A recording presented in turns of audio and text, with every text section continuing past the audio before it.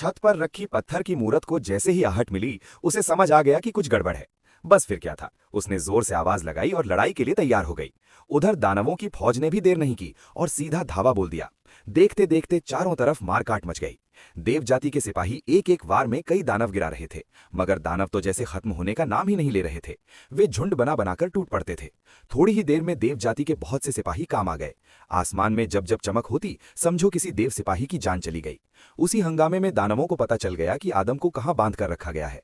जैसे ही वे जेल का फाटक तोड़ने लगे, पहरेदारों ने झट से आदम की जंजीरें काट दी। आदम ने पूरा का पूरा फाटक उखाड़ लिया और उसे ढाल बनाकर गरजता हुआ आगे बढ़ गया। लड़ाई बड़ी बेरहम थी और दानव किसी भी तरह आदम को पकड़ना चाहते थे। असल बात यह थी कि दानवों के मुखिया के पास ढेरों इंसानी लाशें जमा थीं। वो आदम को समझबूझकर उन लाशों में जान डालना चाहता था, ताकि उसकी अपनी जबरदस्त फौज खड़ी हो जाए और फिर सारी दुनिया उसके इशारे पर चले। मगर देव जाति के सिपाहियों ने जोरदार पलटवार किया और दानवों को खदेड़ दिया। सिपाही भागते दानवों के पीछे पड़ गए, पर उन्हें नहीं मालूम था कि ये सब दानवों की चाल है। इधर महल में रानी अकेली पड़ गई थी। दानवों ने मौका देखकर रानी को धर दबोचा और जमीन पर पटक दिया। जब सिपाही लौटे तो तब तक देर हो चुकी थी। दानव बोले, अगर रानी जिंदा चाहिए तो आदम हमें सौंप दो। आदम तो किला छोड़ चुका था। तब सबको उस पुरानी नोटबुक की याद आई जिसमें आदम को जिंदा करने का तरीका लिखा था। वे तय जगह पर पहुंचे और उस नोटबुक के बदले रानी को छुड़ा लाए। किसी को भनक नहीं लगी कि आदम चुपके चुपके पीछे ही पीछे आ रहा था।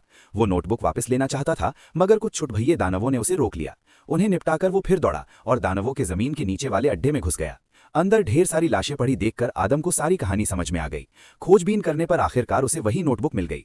वो ऊपर से खिड़की तोड़कर सीधे अंदर कूद पड़ा। शाओमेई नाम के वैज्ञानिक घबरा गई और कांपते हाथों से उसने नोटबुक आदम को पकड़ा दी। तभी ढेर सारे दानव वहां आदम के। उनका मुखिया बोला, आदम हमारे साथ मिल जाओ और दोनों मिलकर राज करेंगे। आदम कुछ बोले बिना खिड़की से कूदकर भाग निकला। बाद में काम से लौटने पर आदम ने शाओमेई को समझाया कि दानवों के लिए काम मत कर, पर उसे यकीन नहीं हुआ कि उसका मालिक ही दानवों का सरदार है, जब तक उसने उसे अपनी आंखों से नहीं देख लिया। फिर तो जबरदस्त लड़ाई तय थी। इस बार आदम के सामने एक अलग ही किस्म का दानव था, फुर्तीला और बड़ा खतरनाक। आदम उससे टिक नहीं पाया। दानवों ने उसे ऊपर से नीचे धक्का दे दिया और वो मर गया। उसके पास की नोटबुक भी दानव उठा ले गए। जब दानवों को लगा कि नोटबुक अब किसी काम की नहीं रही, तो वे आदम को मारने ही वाले थे। तभी ऐन मौके पर शाओमेई दौड़ती हुई आ गए और दानवों का ध्यान भटका दिया। उसी अफरा तफरी में आदम ने चुपके से नोटबुक नीचे रख दी।